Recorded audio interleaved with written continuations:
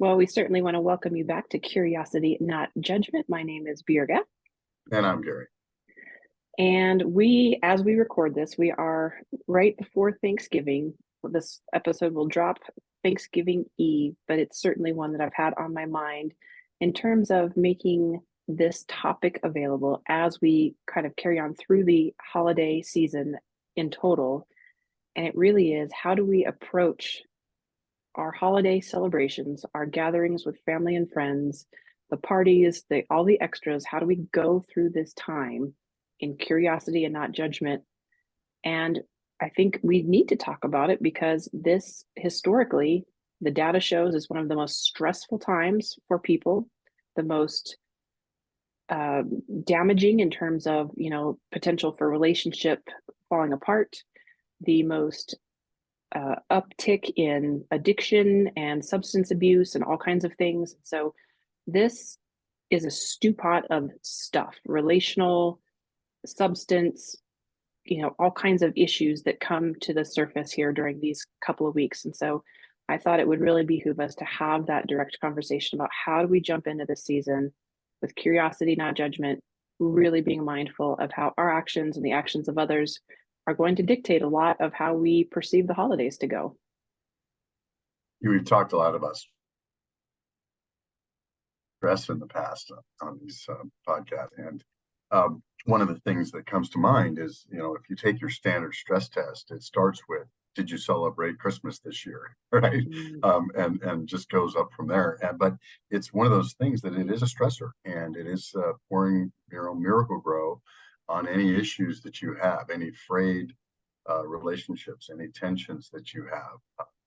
There's a lot of demands around the holidays that are outside of the normal demands, which we all tend to fill ourselves up to the brink of activities, right? And in our culture today, we tend to think and hold some of our self-worth in the fact that we get a lot of stuff done and that we are productive people, and that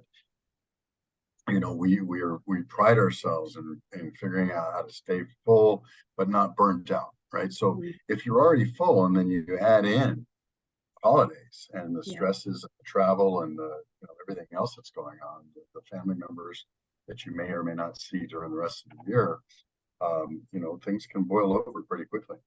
Absolutely. And I mentioned substance abuse. It is rampant during these few weeks, more so than any other time of the year. I think historically we like to include, alcohol in so many of our celebrations that, again, to use your phrase, throws miracle grow, on your problems. And so it is an escalator in tension, in anger, in frustration, in miscommunication. And so it is an added element. You've got people in a room that are not sober minded and that will often say things that would not be said were there a little bit more of a, I guess, a sober minded judgment in place. There was a phrase that someone used to use all the time around me, and I can't remember who it was, but they would say, "Oh, so and so doesn't have their Christmas filter on." In other words, we generally have a filter if we're, at a family event or a party or something, about things that you should and should not say. And so sometimes other substances can take that filter away, right? And so developing a filter is an appropriate filter.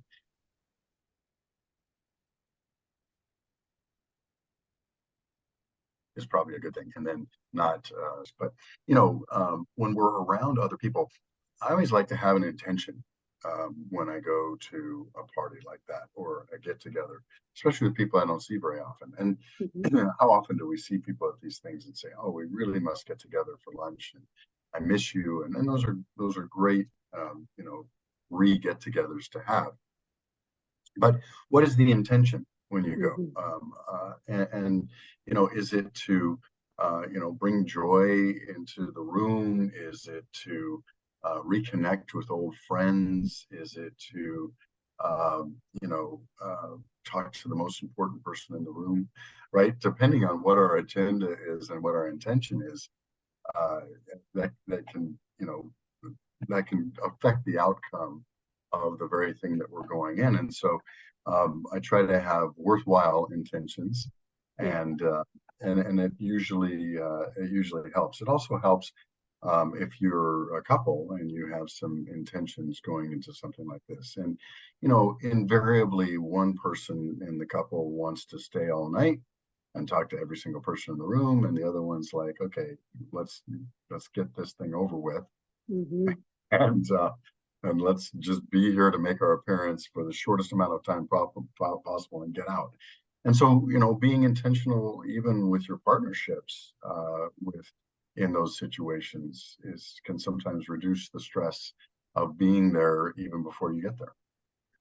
Well, so now you've given me an interesting first question, I think, to ask is, what is your personal intention or personal motivation? And it's going to be different, I would imagine, between, an office Christmas party and a family function specific to the holiday. I think that question though carries a lot of weight and can really help unravel some of the noise and entanglement of people and circumstance in our minds. Because if what is my intention for going into this? If it's an office Christmas party and it's simply I have to make an appearance because I want to be a team player or because I don't want to, you know, be the party pooper, whatever the case is. If that is your intention, can you add one more layer of curiosity into your posture as you walk in there to say, okay, I want this to be short and sweet, but could I also find one person that I can positively impact? I think that could shift things so drastically. And so instead of being there, feeling tension, feeling, the awkward odd man out, so to speak, or that you don't want to be in the room, if you've already had that line of questioning to say what is my motivation and can I have a better motivation, can I go one step farther, I think that might be a tremendous opportunity to shift the way that you perceive how things are going. Yeah, and or repair a relationship. I mean, there may Hmm. be a coworker that you don't usually see in person, and you've had a couple of run-ins over the phone on you know, delivering things to them as an internal customer or something, and you haven't set good expectations. Just having a nice, casual, non-work conversation with someone could be a fine intention. It's not Hmm. hard. It's easy to do, and I mean, again, having an intention going in is not meant to add to the stress. It's meant to actually reduce the stress and or help with making something, you know, less challenging or less dull, less whatever. And so I just think it's a good practice to have to think about who's going to be in the room, what's going to be happening, and you know, Hmm. what can I do, and when should I leave? You know, you talked a little bit earlier about substance abuse and other things. You know, should I limit myself to X, or should Hmm. I leave at this point? Or if so and so who always gets, you know, drunk at these things, you know, maybe when the first time I noticed that first woo, you know, I get out, you know, or something like Yeah. that. I think that there's just ways to set yourself up for success if we're Hmm. just a little creative and we ask the right questions going in. Yeah. Well, and you had said early in this episode that, our is the motivation being there to get audience with the most important person. I feel like I'm stumbling over my words today. And if that's the motivation, you've got these two spectrums, right? I'm just going to be there to make an appearance so that I am noticed that I'm among the attendees versus I've got to get in front of the COO or, CFO, whatever. If your motivation is to get an audience with the most important person, I think then scaling back and asking some curious questions leading up to that, like, is this the appropriate place? Is this the appropriate time? And is this going to be the best chance legitimately I have to cast my vision, ask my question, whatever it is that you need an audience for? Is this the time and space? You know, I asked that jokingly as my kind of list of things. But, being honest with ourselves and being self-aware, I think, is a big deal. And so Yes. if it is an opportunity to talk to the CEO who you never get to talk to because of, channels or the way things are at work, then, maybe it's appropriate. And by the way, being honest with yourself about how, hey, looking good in front of the CEO is one of your objectives here. Well, great. Then how would you do that? And, Yeah. and and what would be the appropriate way to do that? And is there something that you'd like to bring up or bring to their attention? Now, very good questions on your part. Is it the appropriate time and place to do it? Hmm. And should you do it early in the evening versus later in the evening? And, those kinds of things are all very appropriate. But I think, it's legendary watching a movie or a TV show where Sure. someone goes in, with an agenda. We can see it. The person performing the agenda may or may not see it, right? But one of the classic things at one of these parties or events that I see is you're talking to somebody and they're looking over your shoulder trying to find somebody more important to talk to. Maybe this never happens to you, Birga, but it happens to me. And Yeah. those kind of conversations are not fun at all, right? And Right. so, I think being present and being with a person that you're talking to, and even if you have an intention of talking to someone, being present with the people that you're there for. What if your intention was that you are going to talk to people that you don't normally talk to or make time for Hmm. in the normal work world or the normal whatever situation you're in, and that you're just going to give yourself for the night to talk to people who would love to have an audience with you, Hmm. but you don't usually give them the time of day. What if you just did Hmm. that? That would be an incredible investment into their Yeah. lives or into their we used to call it a emotional bank account. Hmm. It would be a really good thing, right? So, going to these things can have very positive effects Yeah. if we ask the right questions and we're a little creative. Absolutely. I want to transition out of that office mindset into the family one because I think by and large that's going to be what most people will experience. Thanksgiving through the new year is having family functions and getting together. And inevitably you hear these stories, whether they're, through portrayed through TV or movies, as you just mentioned, or, it is the talk around the water cooler, so to speak, about, oh gosh, my uncle showed up and he said the most inappropriate thing, or, oh, so and so's coming and I totally don't get along with them. There are just people that sometimes are at your table in your home at a function that you just don't jive well with, and you don't feel like you have much in common, or you don't enjoy the conversation. Can we begin to ask some curious questions to prepare us ahead of time to go in with a better attitude and to be armed, I think, with some opportunity for a meaningful exchange rather than just the assumption that it's going to be another terrible interaction? One of the best intentions is that I have when I go into a Thanksgiving on a particular side of the family is to make sure that I win any political argument with a brother-in-law that I'm joking. Hmm. This is the point though. We often do that, Yeah. arm ourselves with facts for the inevitable run-in with so and Yeah. so. What if you turn that around and said, hey, my intention on this Thanksgiving is to find common ground with so and so Mm. on this, because they're going to bring it up, right? And by the Hmm. way, that's an assumption, Sure. and you have a role and a part in that, right? Yeah. And so sometimes it's just showing up, and but it's there's other things that we sometimes say and do in the heat of the moment that we could choose to do otherwise.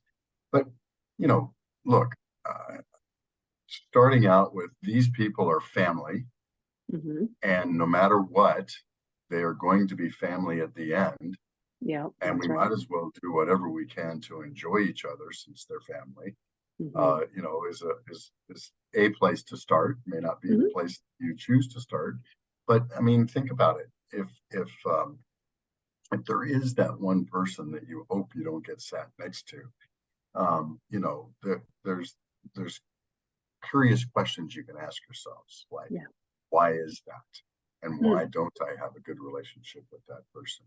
And do I see some things in that person that I don't like in myself? Is it because they dominate the conversation and I want to dominate the conversation? Right. I mean, yeah, there's some good self-awareness we can practice on that too. But I mean, again, thinking about the situation beforehand and thinking, how can I add value? How can I be a peacemaker? How yeah, can I be the person who's not the most interesting, but the most interested? How can mm, I find out what's going on in the family in ways that can be encouraging? How can I go encourage that person who's maybe struggling through college and they're on a Christmas break and what can I do to be an adult in their life that is going to be an encouragement, is interesting in their academic performance, not in a way that's, how come you didn't get an A in that class, but hey, how is it that you can hang in there? And maybe mhm, it's just, C's get degrees, right? No, yeah, and not to try to, disencourage someone, but to just say, hey, hang in there, it's worth it. yeah, Or what can we do? Just thinking about the situation before you walk in is probably yeah, a good thing just from the start. absolutely. And if there's a particular person that rubs you the wrong way every time that you get together, can you kind of front load some curious questions that you could ask them if the conversation begins to turn sour, right? So if it gets very politically heated, if it gets, I don't know, over religion or, all of the taboo topics that you're supposed to not talk about in mixed company, right? If you find yourself facing one of those big looming potential arguments, can you say, hey, you know what? I'm curious to see if we can find something that we are unified on rather than engage in this conversation where I don't think we're on the same page. What do you think about X? Or, how would you handle this? And it may be that there's just a combative personality, and that's entirely possible. But again, doing some of that thought work beforehand, if that uncle who's pretty volatile and argumentative, but he really likes duck hunting. I don't know, I'm just making stuff up.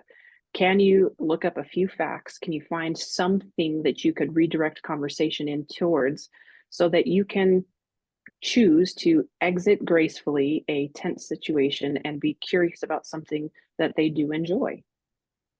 Exactly, and or ask about a son or a daughter and how they're doing, or Hmm. what are their hopes for the next stage in their life, whether Yeah. that's retirement or they're changing careers or jobs, or what are you thinking about the next couple of years?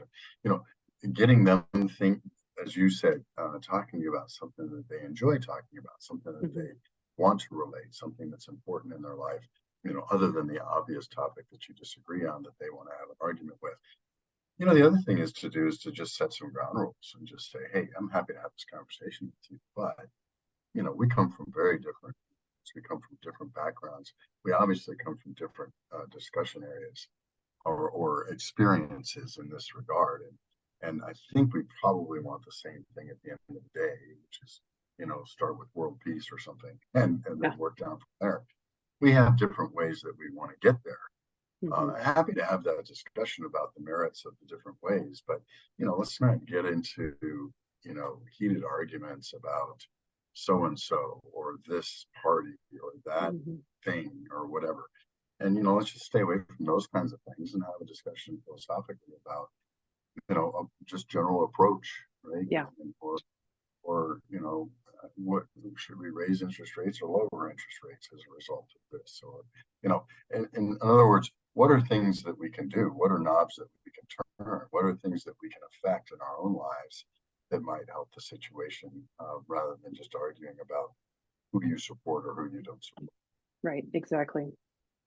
Well, I know one of the other areas that we hear about a lot during the holiday season is people that are just facing extreme loneliness, that feeling of isolation, of depression, of all of the anguish of, dysfunctional family that's been part of their past really being manifest in memories presently and how that impacts you. presumably, if you've got a work culture, if you've got some even small tribe around you, even if they're not family, they're friends or or neighbors, some extension of, beyond you, can you be intentional, even if it does seem like it's going to be a very lonely time and space? Can you be intentional in reaching out to others and helping to cultivate a atmosphere of inclusion with other people that also may be struggling in loneliness? And are there things to be thinking about to do proactively? Because if I don't have a Thanksgiving invitation, I'm going to be home by myself, I'm going to be very depressed. Are there some things that you can begin to ask yourself about how you can use that time in a way that it's not going to, rob you of all hope and joy? If you notice somebody at a family function or a work function that's just sitting by themselves in a corner, one of your intentions could be to seek that person out and start a conversation. And there's Mhm. lots of ways to do that. And there used to be the 5 F's or the 5 H's or something that you can talk to anybody about, right? And Mm. we talked about this before one time, and I've forgotten what they are right now. Mainly because I don't have an issue starting up a conversation with anybody. Right. But and the person may not be in the mood for a conversation. That's okay. Just say, hey, how you doing? What's going on? Certain things about that person, as we talked about earlier. Get them talking about something. Seeking people out who are clearly withdrawing, or are not being included in a group, is a really good thing, especially with children. Children can be a little cruel at times, and Mhm. even cousin groups. Yeah. And if you see a child who's not being included in something, helping them feel better about that, and including them even in a conversation, if not in a group setting, or helping them get included, is a good thing. And so there's all kinds of ways that you can watch for people.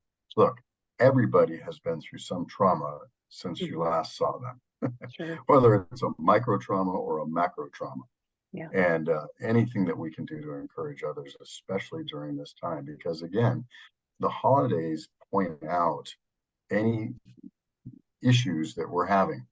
Yeah. We say miracle grew on it, but because of the holidays, and especially if you see people having a good time, and you believe for whatever reason that you can't have a good time, or something has happened and you don't feel like having a good time, that's a great thing to do, would be to try to encourage somebody in that situation. And there was going to be one in every room you're going to be in. For sure.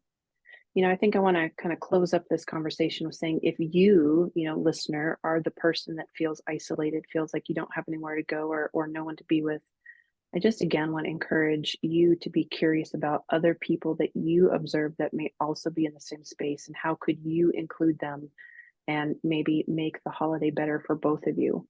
Maybe it's an isolated neighbor, somebody who's elderly, somebody who can't get out for whatever reason. If you know of somebody, else at work that's single, far away from family and friends, that, your guess is they're probably going to be alone on the holiday as well, could you reach out an invitation? Even if you're not the best cook, maybe you order pizza. Can you do something to include somebody else so you avoid that feeling of isolation and loneliness and help somebody else in the process? And if that's not a possibility, then I absolutely would say ask the question, who's serving the community and can I join in? Is there, a meal being served at the local homeless shelter? Is there nonprofit groups that are doing some sort of outreach, a coat distribution, a sock distribution? Can I jump into something where I've got my eyes off of myself and my situation and onto another human being? And could that be a help to get me through this really lonely, isolating time? Thinking of others, when you hit the nail right on the head. Thinking of others helps us, whether we're thinking too much of ourselves in an egotistical good way, or if we're thinking about ourselves too much in a bad way. It always helps to think of others and to get Yeah, out of our own head and our own thoughts and think about other people for a little bit. And that's always a good thing, especially around the holidays. yeah, absolutely. All right. Well, Gary, I'll wish you and your family a marvelous, wonderful Thanksgiving. Hopefully, we'll be back in town together that we can record next week. But I trust that you will have endless stories about food and family and conversation next time we meet. I can't wait for that to happen in person. Absolutely. Okay. Well, we will catch up next week. And as always, encourage you to visit curiositynotjudgment.com. Reach out, contact us. Would love to hear from you. And if you've got some thoughts about surviving the holidays in a curious, not judgment posture, send those ideas along. We'd love them. Take care.